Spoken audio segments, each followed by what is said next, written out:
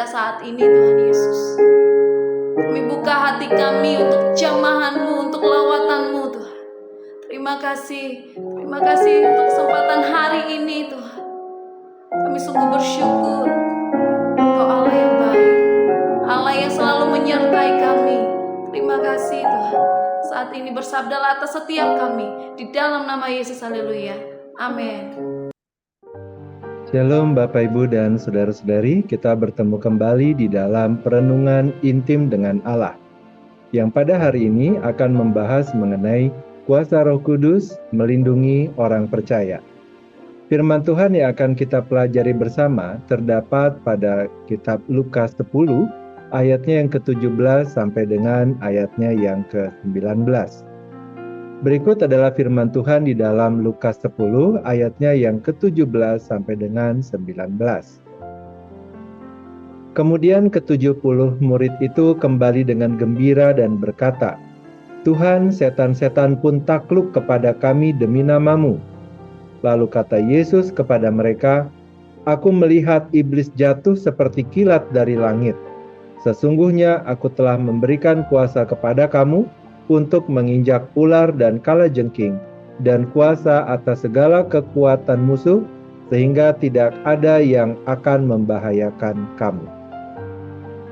Bapak Ibu dan Saudara-saudari, ayat ini diucapkan oleh Tuhan Yesus kepada 70 murid yang diutusnya untuk mengabarkan Injil di berbagai kota dan desa di Yudea.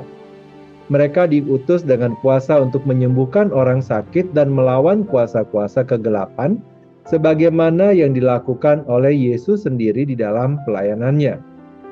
Namun tugas tersebut tidaklah mudah, dan mereka akan menghadapi tantangan serta rintangan yang besar. Tuhan Yesus memberikan jaminan bahwa mereka akan dilindungi dari segala bahaya dan kuasa kegelapan melalui kuasa Roh Kudus yang bekerja dalam diri mereka. Frasa ular dan kalajengking merupakan suatu kiasan yang menggambarkan kuasa-kuasa jahat dan pengaruh setan yang selalu berusaha untuk menghancurkan pekerjaan Tuhan. Ketika para murid telah menyelesaikan tugas pengutusan mereka kembali kepada Tuhan Yesus dan memberikan laporan mengenai keberhasilan perjalanan mereka. Ke-70 murid itu kembali dengan gembira, ayat 17. Tanpa mengeluhkan rasa lelah maupun berbagai sikap negatif kepada mereka yang ditemui selama tugas pengutusan tersebut. Mereka bersuka cita akan keberhasilan mereka, terutama dalam mengusir roh-roh jahat. Memang dalam ayat 9 dikatakan bahwa penugasan mereka hanyalah menyembuhkan orang-orang sakit, tetapi mengusir setan juga termasuk di dalamnya. Bapak, Ibu, dan Saudara-saudari, di dalam Alkitab, ular dan kalajengking sering digunakan sebagai simbol dari kuasa-kuasa jahat dan pengaruh setan. Ular yang pertama kali digambarkan dalam Kejadian 3 merupakan binatang yang digunakan oleh setan untuk menipu manusia dan membawa dosa ke dalam dunia. Sementara kalajengking dengan racun mematikannya dapat merupakan gambaran dari kuasa-kuasa jahat yang berusaha menyakiti dan membinasakan manusia. Namun di dalam ayat ini Tuhan Yesus menegaskan bahwa orang percaya memiliki kuasa untuk menginjak dan melawan kuasa-kuasa jahat tersebut melalui kuasa Roh Kudus yang bekerja dalam diri mereka. Ini menjadi sebuah jaminan bahwa orang percaya tidak akan dikalahkan oleh kuasa kegelapan, melainkan akan memperoleh kemenangan melalui kuasa ilahi yang bekerja dalam diri mereka. Janji Yesus di dalam Lukas 10 ayat 19 menunjukkan bahwa kuasa Roh Kudus memiliki peranan yang sangat penting dalam melindungi orang percaya dari serangan dan ancaman kuasa kegelapan. Salah satu peran utama Roh Kudus adalah memberikan perlindungan spiritual bagi orang percaya.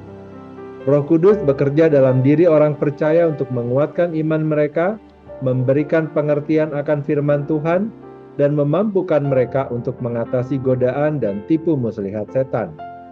Seperti yang dikatakan oleh Rasul Paulus dalam Efesus 6 ayat 10-18, orang percaya harus mengenakan seluruh perlengkapan senjata rohani untuk menghadapi roh-roh jahat di udara. Berikut adalah firman Tuhan di dalam Efesus 6 ayat 10 sampai dengan 18. Akhirnya hendaklah kamu kuat di dalam Tuhan, di dalam kekuatan kuasa-Nya. Kenakanlah seluruh perlengkapan senjata Allah, supaya kamu dapat bertahan melawan tipu muslihat iblis. Karena perjuangan kita bukanlah melawan darah dan daging, tetapi melawan pemerintah-pemerintah, melawan penguasa-penguasa, melawan kuasa-kuasa dunia yang gelap ini, melawan roh-roh jahat di udara. Sebab itu, ambillah seluruh perlengkapan senjata Allah, supaya kamu dapat mengadakan perlawanan pada hari yang jahat itu dan tetap berdiri sesudah kamu menyelesaikan segala sesuatu. Jadi berdirilah tegak, berikat pinggangkan kebenaran, dan berbaju zirahkan keadilan. Kakimu berkasutkan kerelaan untuk memberitakan Injil damai sejahtera. Dalam segala keadaan, pergunakanlah perisai iman, sebab dengan perisai itu kamu akan dapat memadamkan semua panah api dari si jahat. Dan terimalah ketopong keselamatan dan pedang roh, yaitu firman Allah. Dengan segala doa dan permohonan, berdoalah setiap waktu di dalam roh, dan berjaga-jagalah di dalam doamu itu dengan permohonan yang tak putus-putusnya untuk semua orang kudus. Bapak, Ibu, dan saudara-saudari, penyertaan dan bimbingan Roh Kudus tidak hanya melindungi orang percaya dari serangan musuh, tetapi juga menyertai dan membimbing mereka di dalam perjalanan iman. Tuhan Yesus mengatakan bahwa Roh Kudus akan menjadi penolong yang kekal bagi murid-muridnya, Yohanes 14 ayat 16. Roh Kudus membimbing orang percaya ke dalam seluruh kebenaran dan mengingatkan mereka akan ajaran-ajaran Yesus. Penyertaan dan bimbingan Roh Kudus ini memastikan bahwa orang percaya tidak akan tersesat dari jalan kebenaran dan dapat bertahan dalam menghadapi tantangan serta pencobaan. Salah satu aspek penting dari perlindungan Roh Kudus adalah memberikan kuasa kepada orang percaya untuk bersaksi tentang Injil dengan berani dan tak gentar. Tuhan Yesus berjanji bahwa murid-muridnya akan menerima kuasa setelah Roh Kudus turun ke atas mereka dan akan menjadi saksi-saksinya. Di dalam Kisah Para Rasul, kita dapat melihat bagaimana Roh Kudus memberikan keberanian luar biasa kepada para rasul untuk memberitakan Injil dengan terbuka, bahkan sekalipun ketika diperhadapkan pada ancaman dan penindasan. Roh Kudus juga melindungi orang percaya melalui pemberian karunia-karunia yang beragam. Seperti yang dikatakan Rasul Paulus dalam 1 Korintus 12, Roh Kudus memberikan karunia-karunia seperti nubuat, pengajaran, pelayanan, penggembalaan, dan lain-lain kepada orang-orang percaya untuk membangun tubuh Kristus. Karunia-karunia ini memampukan orang percaya untuk saling membangun, menguatkan, dan melindungi satu sama lain dalam menghadapi tantangan dan ancaman yang ada. Bapak, Ibu, dan saudara-saudari, dalam menghadapi ancaman kuasa kegelapan yang digambarkan dengan ular dan kalajengking, kita tidak perlu merasa takut atau gentar. Kuasa Roh Kudus yang bekerja dalam diri kita lebih besar daripada kuasa jahat yang ada di dunia ini. 1 Yohanes 4 ayat 4. Oleh karena itu, marilah kita bersandar sepenuhnya pada kuasa Roh Kudus dan hidup dalam perlindungannya. Mari kita menggunakan segenap perlengkapan senjata Allah untuk melawan segala tipu muslihat iblis.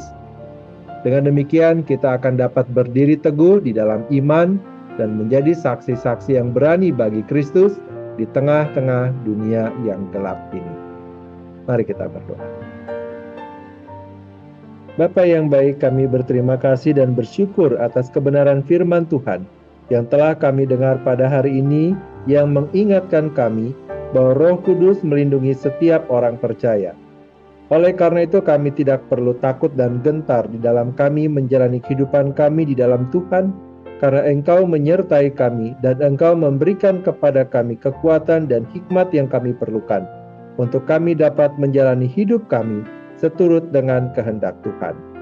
Mampukanlah kami ya Tuhan untuk kami terus bertumbuh di dalam pengetahuan sejati akan firman-Mu, sehingga kami dapat dengan bijaksana menjalani hidup kami dengan bijaksana dapat mengerjakan apa yang baik, berkenan, dan benar di hadapan Tuhan.